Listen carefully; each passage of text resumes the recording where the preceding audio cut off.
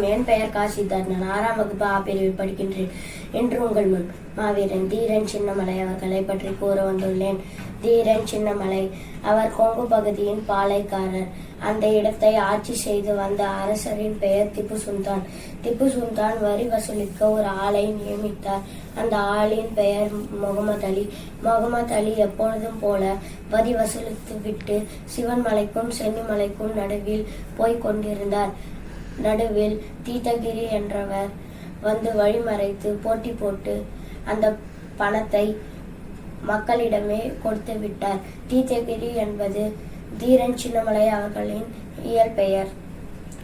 அதனால் முகமது அலி அரசரிடம் சிவன் மலைக்கும் சென்னிமலைக்கும் நடுவில் சின்னமலை அந்த பணத்தை எடுத்துக்கொண்டு சென்று விட்டார்.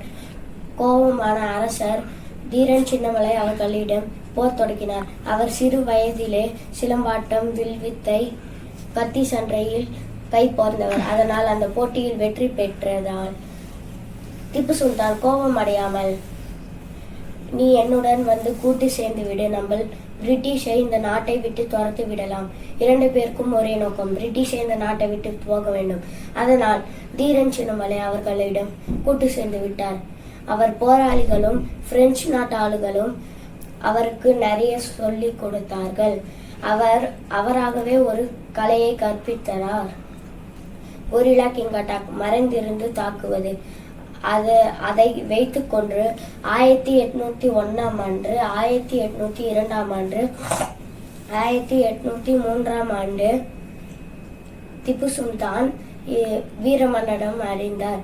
அதில் தான் மாவீரன் நெப்போலியனும் வந்து உதவி செய்தார். 1804ஆம் ஆண்டும் வெற்றி பெற்றார். 1805ஆம் ஆண்டு பிரிட்டிஷின் சதி திட்டத்தால் அவர் தூக்கு மேடைக்கு போனார். நன்றி, வணக்கம்.